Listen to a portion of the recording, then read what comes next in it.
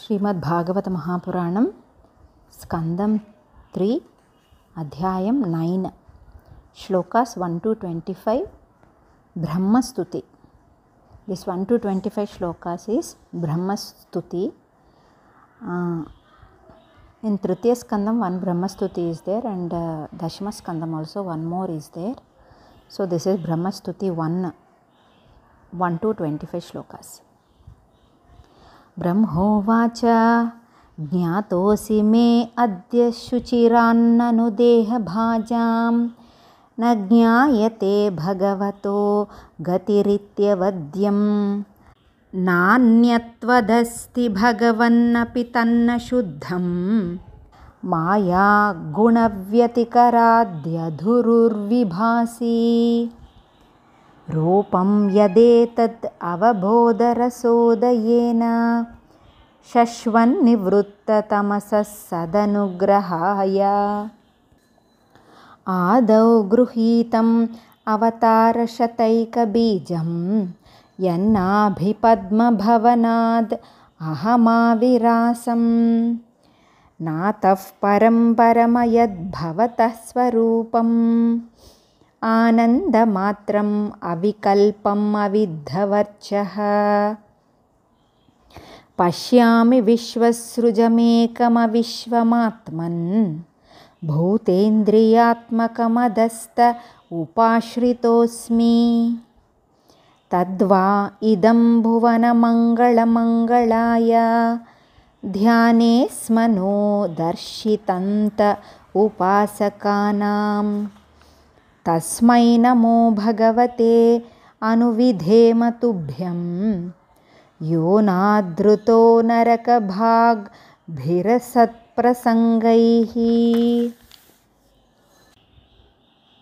ये तु त्वदीयचरणाम्बुजकोशगन्धं जिघ्रन्ति कर्णविवरैः श्रुतिवातनीतं भक्त्या गृहीतचरणः परया च तेषां नापैशिनाथ हृदयाम्बुरुहात् स्वपुंसां तावद्भयं द्रविणगेहसुहृन्निमित्तं शोकस्पृहा परिभवो विपुलश्च लोभः तावन्ममेत्य सदवग्रह आर्तिमूलम् यावन्न तेऽङ्घ्रिम् अभयं प्रवृणीतलोकः दैवेन ते हतधियो भवतः प्रसङ्गात् सर्वाशुभोपशमनाद्विमुखेन्द्रियाये कुर्वन्ति कामसुखलेशलवायदीना लोभाभिभूतमनसो अकुशलानि शश्वत् क्षुत्रुट् त्रिधातुभिरिमा मुहुरर्ध्यमानाः शीतोष्णवातवर्षैरितरेतराच्च कामाग्निनाच्युत रुषा च सुदुर्भरेण सम्पश्यतो मनवुरुक्रम सीदते मे यावत् पृथक्त्वम् इदमात्मन इन्द्रियार्थ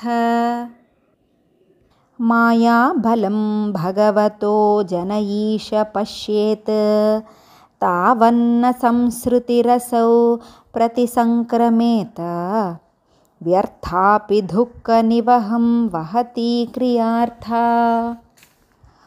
आज्ञापृतार्थकरणा निशिनिश्चयाना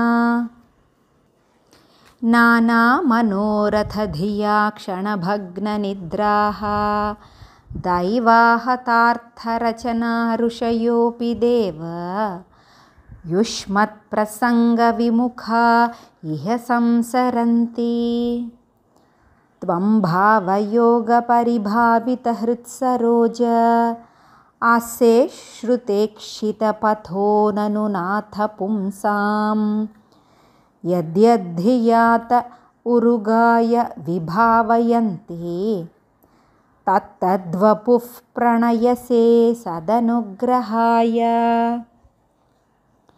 नाते प्रसीदति तथोपचितोपचारैः आराधितः सुरगणैर्हृदि बद्धकामैः यत्सर्वभूतदयया सदलभ्ययैको नानाजनेषु अवहितः सुहृदन्तरात्मा पुंसामतो विविधकर्मभिरध्वराध्यैः दानेन च उग्रतपसा व्रतचर्यया च आराधनं भगवतस्तव सत्क्रियार्थो धर्मो अर्पितः कर्हि चिद्ध्रियते न यत्र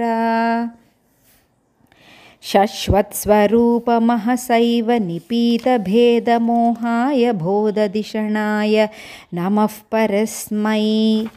Should not split this line, even second line also. विश्वोद्भवस्थितिलयेषु निमित्तलीला रासायतेन मयिदं चक्रुमेश्वराय. First line, भेदमोहाय ఒరే word, same word. Like that only, Leela Rasaya, ఒరే word. That's why should not split. After finished this word, you can take breath. यस्यावतार गुणकर्म विडम्बनानि नामानि ये असुविगमे विवशा गृह्णन्ति तेनेकजन्मशमलं सहसैव हित्वा संयान्त्यपावृतं ऋतं तमजं प्रपद्ये.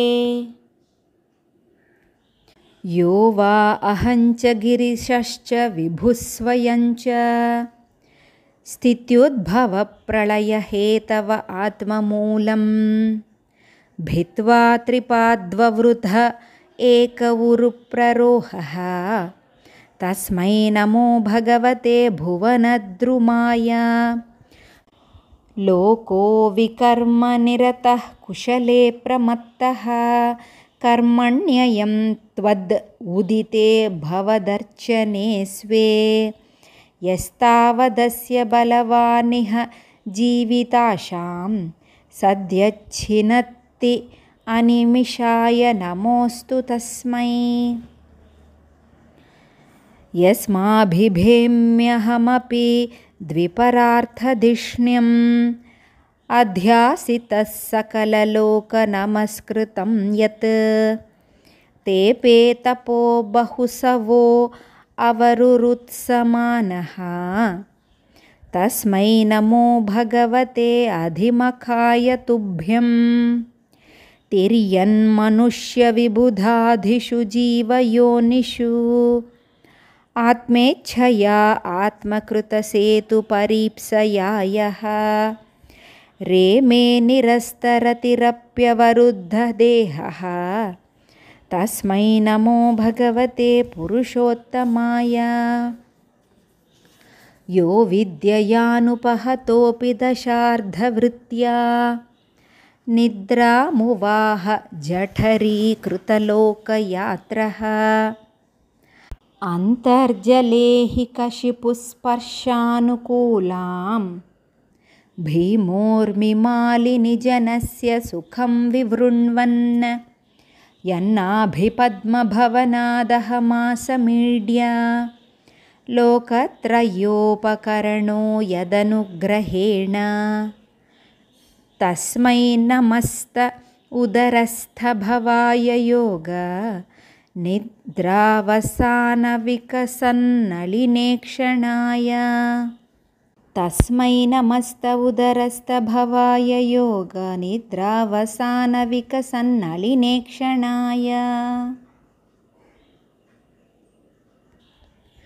सोऽयं समस्तजगतां सुहृदेक आत्मा सत्त्वेन यन्मृडयते भगवान् भगेन तेनैव मे दृशमनुस्पृशताद्यथाहं स्रक्ष्यामि पूर्ववदिदं प्रणतप्रियोऽसौ.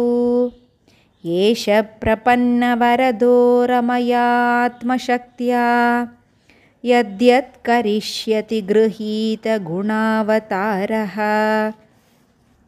तस्मिन् स्वविक्रममिदं सृजतोऽपि चेतो युञ्जीत कर्मशमलञ्च यथा विजह्याम् नाभिह्रदादिह सतोऽम्भसि यस्य पुंसो विज्ञानशक्तिरहमासम् अनन्तशक्तेः रूपं विचित्रमिदमस्य विवृण्वतो मे मारीऋषीष्टनिगमस्य गिरां विसर्गः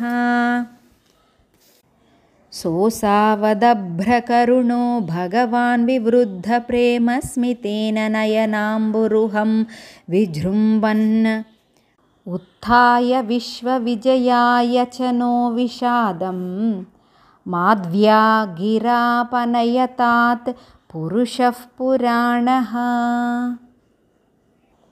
इति ब्रह्मस्तुति सम्पूर्णम्।